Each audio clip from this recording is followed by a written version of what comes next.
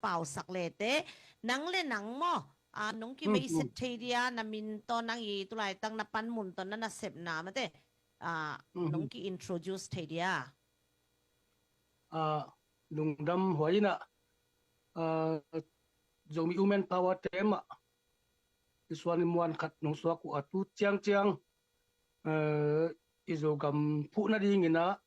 nakal swan na teu lim takina zogam development committee international in ane ke chiam te in min hi kei chitalew zong ko hi ma hi chi ana chiam te ka hi manuna le lungdam thu zong kong pok koi koi na teu zong na muding un kalamena nakpe takina zomi women power te tunga lungdam thuang poking kei ka hi le tu lai takina ZRO headquarter administrative secretary kalet lai takina to chiang zogam development committee international ZDCI itia secretary kalen tulai takina May ni som June ni som panina ZDCI ki putkhiat akipan tunit chiang dong analen to lai secretary analen to lai lai at pi analen to lai hing chiung pulak nuaming kamin takina bel pum hen chin hi ina kamin noina hen chin hi in wal khaten kesi jong chun ayang nickname dani na bel ZDCI minina chin pi zo mi kichin te to bang ting hing atang pi kungen no pina ZRA Eastern Command chi bang hangong ki putkhia bang chika ki putkhia hiam chi kumpula nuama siang ni ke chen 2019 88 kumina CNA CNF ane ki bol khia ina to ki panina amau ki goi nom lo wai manun i poite hi zuni khal khatia hi zungina amau ei tedim gam sunga sia lang no manina onglut ina to ki panina ei zomi te laka haksan na tuak tampi ta komin sumbol te hi zungin lo khau te hi zungin sia piak ding phut na hangena athuak ka ahia aliam kha ai zung tampi ta kyom chiangina hi ei zo gam sunga ei ma in vai I hom kele dik loading hi yang loading hi tua bana te dim gam sung ton jang gam sung le chi kha gam sung teng ei pau kilet ngai se lo pau campaign ngai lo pau ki bang teng hem pe iten na sunga ei jing vai hom thi na ding ina kumpia lai siang ni chi na kumpia jong lai ani ki siaw to ki ton ina 2013 ina ZRO Eastern Command chi in ZRO headquarter ina in principle athu ina ong bol khia to pen tangwal te zong khanglampan maina ya Manipur Mount Sinai training zong nakipia ina 2016-17 ina nakipia to kipan ina 2016 le 17 kom to kala itedim gam ahi zong ton zangam chikha gam te amaute activate ti bolina na kisem sak pana to ma to kiton ina tedima CNA liaison office bangzong ke hall khat sak ke vaket sak ina kyom sak non lo ina kyom sak na pan kila to ina to bang ki pai to pen hitaka political coordination kisam hi china to ina 2019 ina zomi political coordination committee chi ZRO in anaki bol kya to taka to kumma ina zogam charter anaki publish kya ina anaki gel kya ina kaswan pi to zogam charter to kitwa kina ZPCC in vayong home ding kichi ina ZPCC in vayong home to to chiang ZRO Eastern Command pen ZRO headquarter panina headquarter in direct ina kien thailo ahi manina chin Ministry of External Affairs le Ministry of Defense te ina ZRO headquarter panina ZRO Eastern Command ana enkai to ina adang te in thei nop bang nop om changina external affairs kyanga secretary kyanga department te kyanga kidong zelina ama unghil chen zelu hi a hi zungina ada hwai ma thuina kidona ki kap to na cna cnf te onglun nuamu ino khet ki changina onglun nuam non wa hi manina tum lampanina ha pan lak chita kaung lai na ong lut so mu changina ana kinang to a hi zungina May 2024 tak changina ana kinang zonon lo suakin to bang anang zo no lo na omle ton jang ong la to suaku a tedim nangon ong kap to ina om changina ada hwaima ma pen bang chile hi te no kheki kina ei I gam sung campaign ngai lo te gam sung chang a ei le ei zo meeting ki vai gijing vai hom the ding hiam chingai sun na lian pi ki nei na zetaro headquarter a cabinet meeting ki nei in cabinet ina tupuk na khat mei ni giat kumtunil somni le lini ina anakineya to tupuk na to ke ton ina cabinet in sub committee khat bol kya ina to tak panina ministry of external affairs le ministry of defense bekhiloina subcommittee khat tungton ina ZRO cabinet in eastern command iet kai poimo hi chi ina eastern command encading ina cabinet committee on conflict management in southern zogam chi kibor kya a mei nigiatina to chang mei ni som thumle khatina ZPCC to zoom meeting anakine changina ZPCC ina phadiya kina chile hang international coordinator pu gosom ina cabinet committee na chi mo kule adang teong ki tel thelo dinga changina cabinet committee pen la alian zoina ong bol kheun to hile adang te jong ki tel to theding hi hang ong chi u chiangina ema veo mo to chi ina mei na zu ni somina cabinet committee on conflict management in southern zogam kichi pen ki phiatina zogam development committee international na ki putkhia hi jun somlenga jing nai sagile kim ina gam tom toma om zomi platform a om te khem pe to meeting at hite chang ina zdci minina zoom meeting na kineya to hun ina member gam tom toma zomi te representative khat chat bek zdci member heading ina chi in nakila ina to tema to WhatsApp group Zoom som ni lakhat ni ina nakibol kya ina tuni chang dong to WhatsApp group zong a function lai hi chi kumpulang nom hi to chang July ni nga panina ni guk ina zomi in kwan USA maka na to political affairs committee te de na bang ina zogam development fund in committee chi dena pu khathangin onggen to anaki putkhia ina to ma to ZDCI le ZDF kalsuan khom to zel ina akipai chiang ina kalaka tuam la tuam ongom koi ina ZDF we love zomiti ai zomina to chang global zomi movement supporter te ai zomina ki pol khom na chiang an omina amao na pangkhomina fan ong zongina dena ge izak sabangina $10 million project ong ne yu a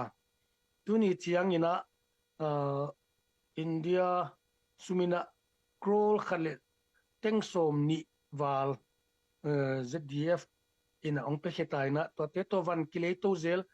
aphadia kina muvan lai a hi zongin to chang ina sial ek ki na bom ki chi te mo to te zong na kile ina to le how bang zahiam zong na kile hin ina hi amaung fan piak te hangina na tampi kisak khol na te zong atampi ma kiswak kisi zo hi chi ang pulang nuam ing toale July so ni le sagi ina aizol a zoro te maka ina to CNF te to ZRA Eastern Command minina meeting vakine the a to muna thukun na khat zoro te in ongbo sakuina to thukun na te ahile point thumina thukim na kineina khatna a unaw khat ngei na kibang chin dan ton dan kibang sini man nia ak uap te hi chi hi na to chen ani na ding ina nam le gama dinga na sep na hang ina phatom ngai lon manin khat le khat ketel khelna omin si san nai san nang won ki tan pha ikiswana u hai hoile wang sia thoi ki sat chia thi chi ina athum na ding ina mabana kilim na ding bukim aum the na ding ina pan lak to zel ding pha ki sa hi chi ina zoro te makai na to ina swayong kai saku a to muna keima injong swai ka kai a to chen CNF lampanina thangning ki a vice president una swayong kai na akilim na pi ching ine the na ding ina pan lak to zel ding ki chi in to chi sungina eizong ki sa khol ve amao zong ki sa khol ve midang Russia le America te Geneva conference ma abangina disarmament egalvan te suk beiding su kiam ding chi tuak ku in Geneva ki howin inatun chang na belap tuak zela chi ma abangina azolabel ki ho thei zo zenina in lamitun chang amao zong ki sa khol tek ezong ki sa khol tek ma to bang ma ki hi chi kongpulang mami to bang ina September le October khasungina kum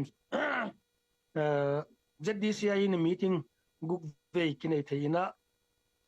to ZDCI ya chairmanship onglet sak pu paulun phadiak kina ZDF lam panen hi zongina zomin kwan USA panin hi zongin political affairs committee te de na bang mai na pu paulun chairman in na ki ko ya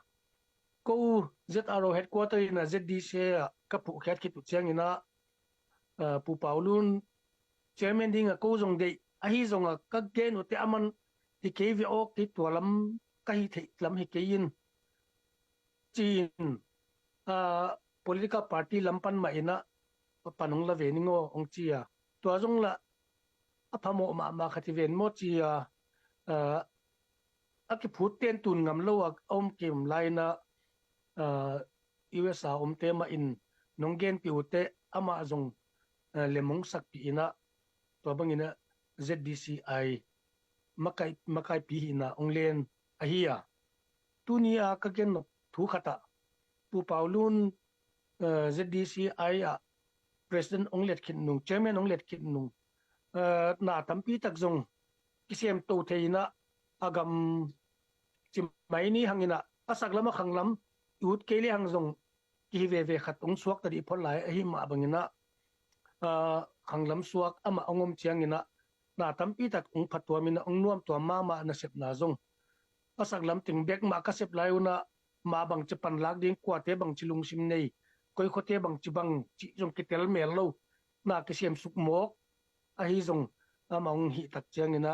hi te hi chibang mi hi chibang lung sim neu hi chi te bang zong ki thei a hi manina na pi takina ong phatwa ma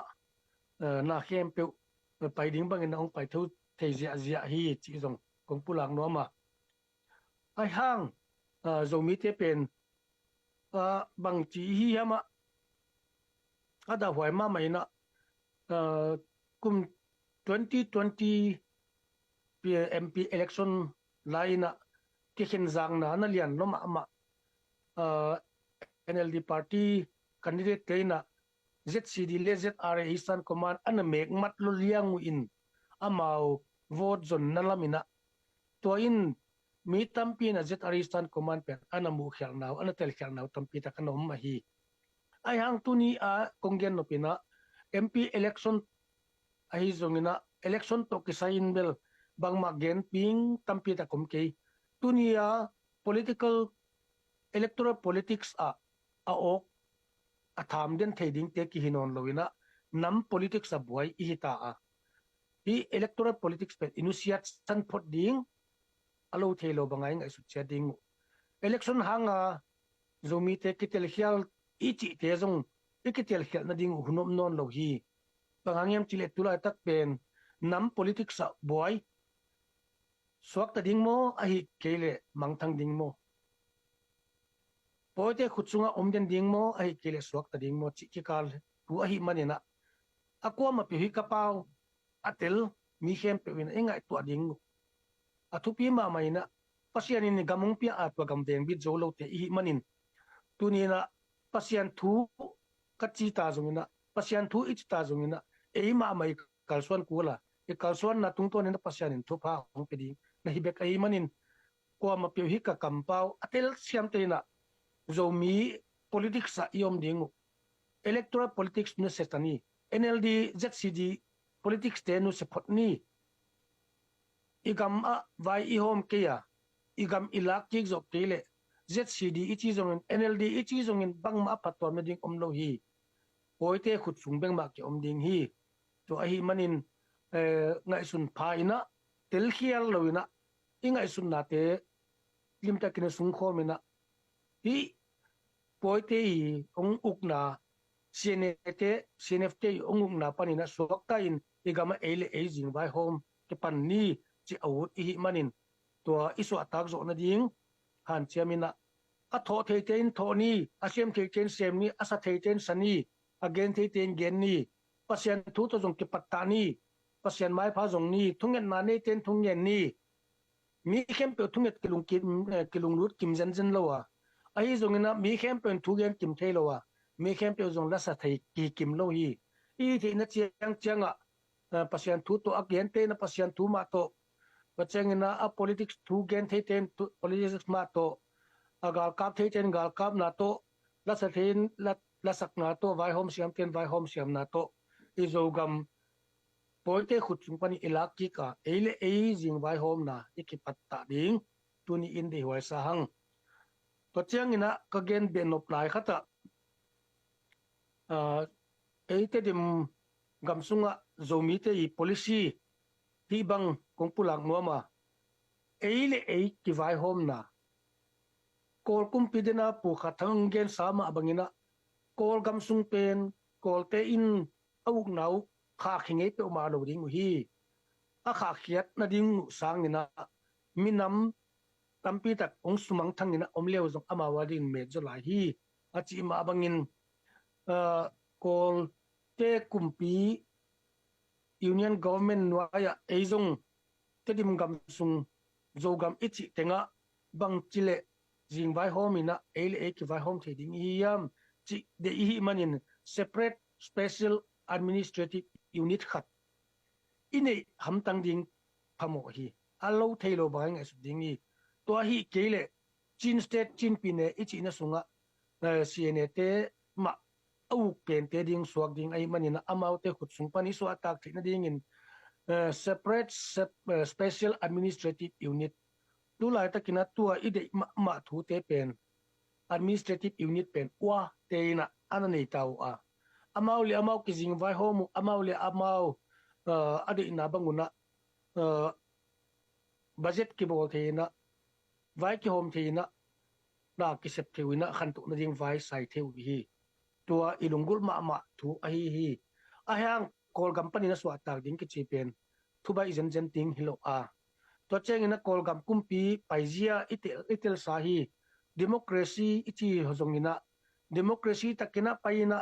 India bangin zalen takina democratic government omta zen zen le kol gam pen tu abang ningyang ina ki omlo dinga AG Gardiner in alaigal na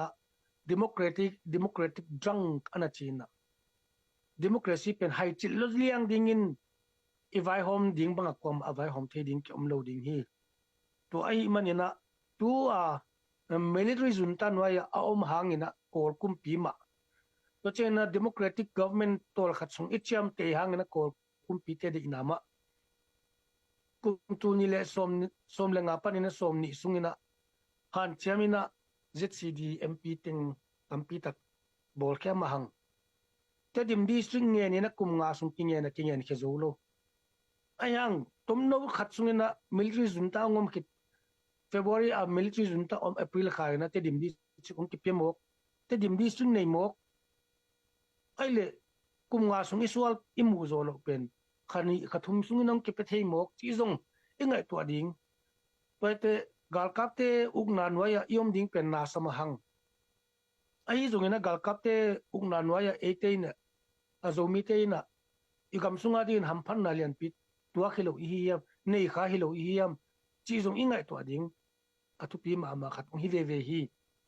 bang hangem chi li hi te zong te dim district imu zong poite I khal khate I hazat tham na kiching a hi manina amao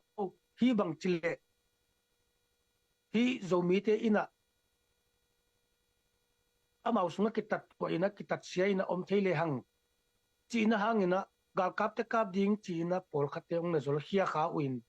to hang ma ina gal kap te mu da na in ei sung kisian na ong tun thei a hi policy pen CNF te policy a hi ayang ei policy pen bang chile ei gam sung zo gam ichi na chianga ei bek main kizing vai homina ei bek maina budget bolina ei bek main khantu ni ding vai hom ding hiam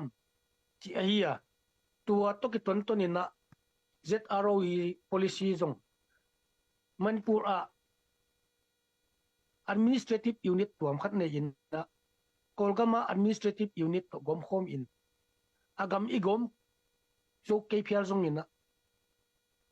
eile e kizing vai hom na akibang economy sumdon to na a sumbol na a ki pol home in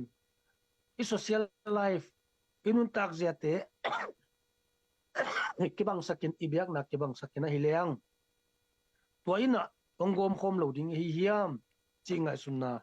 ZROE policy zomi reunification ichi pen tuataka igom home zo keizong ina ilungsim te gom home in inun tak ziate gom home in ipo te sim kisim to in zang home le hang kipum khan na ongom loading hiam chi zo ZROE policy a hiya to te isep kyak ne ding in Kolgama special status khat nei in Manipur special status khat nei in ele e kizing vai hom na nei tuak hele hang tua ide na thu te ong piang ding hi chi bai sun na nei a ZRO anake bol kha pen tu ni chiang do na ke son pi lai swaki CNF te na ongenu aizol committee nawa ongen khat vice president thangning ki ongen pen kabila thalken ma maina Chin state kichi hempe le sagaing division hempe Chin mite I khut noya aum ding hi Chin state for Chin China gen latin to changna zomi kichi no sung jong na kipum khat zo lo piu reunification chitalai te yute reunification tun PDF zolen te om to chana CDF ton zang om no minam sung ma a na mi te uzong na ug zo lo piu na ki kep zo lo piu bang ding na reunification no na bol khite zen diwa no le no zong ki kem zo lo tem chia ong kampau kumpen tu ni chang dong kabila zalaing na sama maing toy manina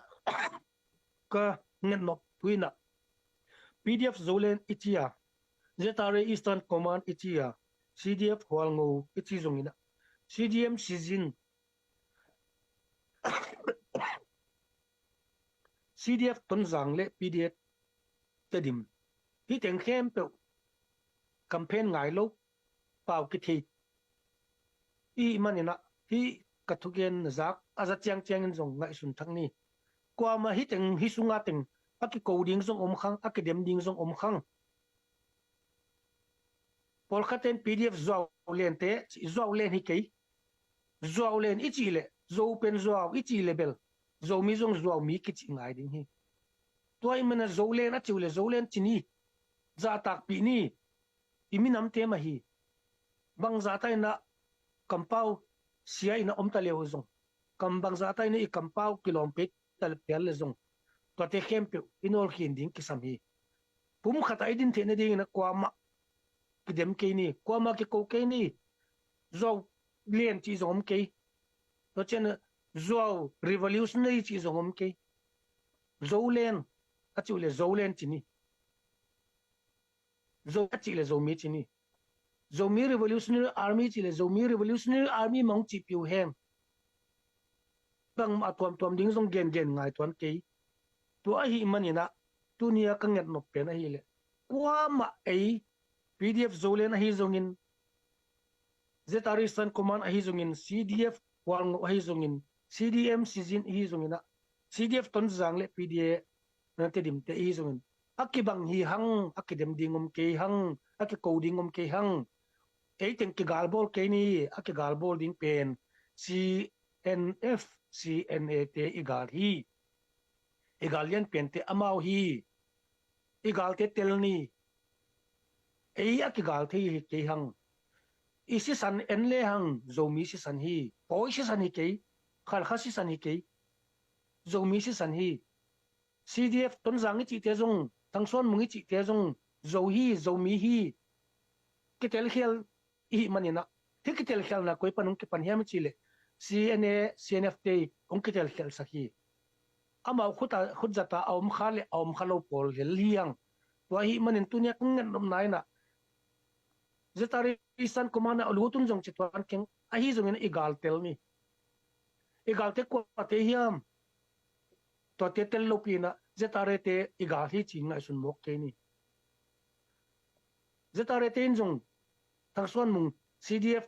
kagalian pen hi chimok ke ni isangam hi iunau pi hi toim igal tel zoni agal lo teng kigal mok ka igal tel lo ai yom khak pen nama ma hi manin tunia hi tugen tha azakha chiang chengina ngai sun phani zolen te zolen chini zolen chi se kimi jetare te sene te zolo na ek te liang in manipura tayo kwa ma ek te omki to bang no ki kidem se kimi ek te liang kwa ma omlo hi to bang a hi manina ki ko mok ke ni hi bang za ai ki ko ai bang hangina pasian tung panin thu phang nga mok ding hi yam pasian tung pan ki thu phai nga na ding pen bang chi hiam chi le unaw te ki tuak diam diama khom bang za in hoi ai yam to muna pasian in thu pha pia hi chi vele iki tuak ke le bang hang pasian tunga jong thu pha lamen mok ding hi yam to mani ki tu ading thu pi hi pau ki thei chiang chiang zo suan zo mi ka hi akichi thei chiang chiang tuni na kwa ma ki ko non ke ni ki dem non ke ni pangkhom zuni igal tel ni igal te tel lo man hi igal te khut sunga yom om lai teng amau i de na bang sem ding hanga zomi i de na bang ki sem khalo ding a hi manin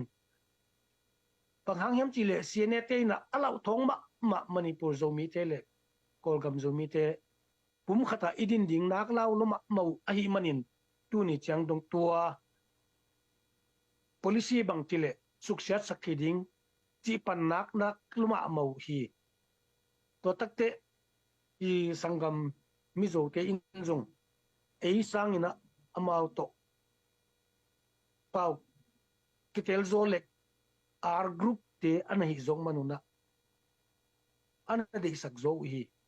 ei pen zomi te ki pum khading e ha yu naw mi zo ten jong ana de pen phakol lo hi bang hangyam chile zomi te ki pum khatin kolgama te le manipur ate ki pum khat nge le ala thong ma mau seka tang dung teng ong leng ke pa ding na lan tang dung teng ong leng ke pa ding zomi te la ka ber nom ding chi thei wei manin ik pum khat luata amau teng kem pe al ilok to khag ding anak lo lo hi to ai manina hi te la ka jong pil wang ni mi zo te muang ki jen muang jen ke ni hi banga ik pum khat ding ade lo pen te asem kheding ena cna te azang hi baki to ai manin ei te na egal te kwa te hiam chi tel lo pi na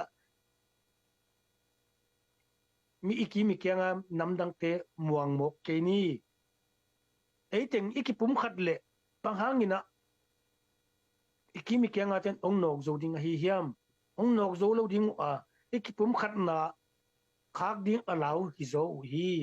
ki pum khat le ama kenyam ding hui chi thei wai manin mi te ni ki pum khat ding law hi tunina ki ko non lo in ki pum khat ding thu vai hom tani vai sat tani chi kung gen nuam hi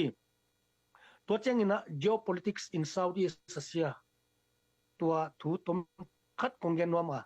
Southeast Asia gam third world countries ichi telaka Burma ai zungina Bangladesh ai zungin India ai zung ki oma tua sunga tu lai takina political awareness sangma ma hi manin nam khem pewina bang chile tan kanei khathei ding hiam bang chile swa tang na kaminam ina anei theidiam china mite kising like kising sam lai tak wa hi tua hun lai takina eizong mabana betsaida bualpi kilok ding to ki bang ta ai manin to betsaida bualpi ong kilok changin ei bang din mun om khathei ding hi hiam miten tua betsaida bualpi kilok south east asia gam sungteng kilok lai takina amina muswak ta ding gam nei ding chia han chiam lai takin eiteng kichutuak lowa pau pangkhom thelowa yom le atonunga mi tengni na gamong ne kit tungkini isan kit changin mi teng swa tang nang ne kit sat tung changin ei ki pum khat ding gen lai la hi manina nak da hoi ma ma hi mi te nunga geopolitics in Southeast Asia ye changina nak niam lo ma lai hi hang toy manin ki pum khat meng ni tu kum sungai ki pum khat man ki le tu kum tu le som ni lenga zun khatana ikipum khat zo man ke ya khata idin man zo ke le bel gwal phalo ding din mun te hi hang tampi tak phana pi in mi noya om vek ding to bang ding din mun hi manin na ma ding hi mi te na amau din mun ding kitel chiat tau a mi te kipum khat tau hi te kipum khat ding chilai idin mun ding gen the nai lo lai hi pen na ma hi manin igen te athe khacheng chengina kipum khat ding zun khatana tukum kum lang tane kipum khat zo kele tukum tunel somni langa kum top lam chengna bet saida bol pi ungkiling khading hi to ungkil lok chengina nam khata in om khyak ke ya suatang na khat ine thi na ding in kwa ma pewina kapau the khacheng cheng lungsim nga sun na gel thak ni chi pulak noming to bang teng ikigen te yen la dot nok ahi zongina the be nok om le zong ki dot pak the lai ding hi lungdaming zomi women power dam so then nak pi takina zang no ma ina ko zong ka thei lo tam pi tak thei sak na hi man nak pi takina lungdame a hi tulai tak lai pen tengin zong mo to dot no question om le mate again why dot why thu te om le nga le te ke dong sim sak ni ngai mo to ki kalina sumong lut be om ya accountant lampanina hauniang lulun messenger khong zong mi women power messenger khong zong na check le te min gen nom lo anonymous khong tong ki pe khong zong om the te mate nana et sak le te moตัวกิกาเลยนะดนนบุมันจะฮิดานามาไกปีเตโตกิมุนัวมาอดงนนยาตั้มปีตักอมจีเป็นอิเทสาฮิมันแต่ตู้นี้ฉันสวยมาไม่เตนัดดนนบุมแล้วงานแล้วเตกินนันดดสักเทนึงมั่วนัดเทนบเตงูเดน่าจง ZDF เตอีสุมคักเตงกุยตักกิจังจีเตงจะขินเต่าแต่มันแต่สุมเปียเตจงตัวเล็เทมคัดจงบังอีลุงหนุ่มตัวมิงจงลาเมนิงตุนอับเป็นเองกำวงเดียมจีเตนจงเปียกดิ้งอินาเข็นสัดดิ้งอินังลาเมนุงมั่วตัวนี้ซุ่มแคมเป็นโซมิวูแมนปาวเป็นก็อะไรปนาตอนดิ่งนะ ZDF ปนา ZDCI อะเวกาไปดิ่งเหตุนี้จันอิงะแคมเปมาเต้จังนบกิสถีมาไม่คอมเมนต์ผู้เขียนจินมีนอัตเตลคนเล่าหม้อก็ขัดเลเต็งสอบหนีนาทีเป็นคอลเป็นก็ลำกามินะบังใจยามจีหม้อก็กอลขัดจังไงเราเก้าจังหม้อตัวนงเย็นเทีย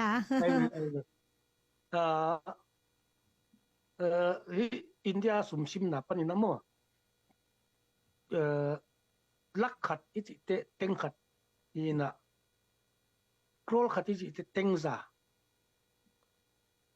โอเคเต็งซาเลยสอบนี้มั่ว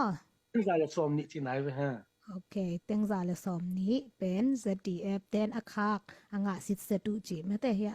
ผู้เขียนจีนผู้ลักนาเฮียกอลขัดเลสอบนี้อาจิเป็นมั่วแต่เราอีอมิจังไอ้เด้ลุงดับไม่ตัวเล็กก็โซมิวูแมนปาวเตอีกงเปียกแคทเตวมาเตนังน้ำหมูค้างนาทีค้างเตเทมขันนงเกนสักทีเดียนักเกนเทลนเยลุงดับไม่นังหมูแต่มากค่ะไซเคิลสกิพายินมั่วงาองตุงินตัวคิดเต kal ni hitang na ni ong tun be in cycle tu ni chang ki na cham te na pani na mo cycle sagi omina to chang na zo khan kwal bolero kempa tu ma a to ongomina to zong tu na ke pe khesukinin hilama abadi bolding pol khat omai manina nyang sen ni lompa mystery hi to ama ke sem sakin asep kitte khang tangwalte adingina ki toy suk sakina ki tai suk sakin to chang chi khapanin na pu paulun ZDCI chairman puina tangwalte khutana pehiamo tole sleeping bag zanile som nga ong ki pehienon ina to chang sola guk set guk ong ki pai na kem thuma ding ina sen ni Wow. ding ina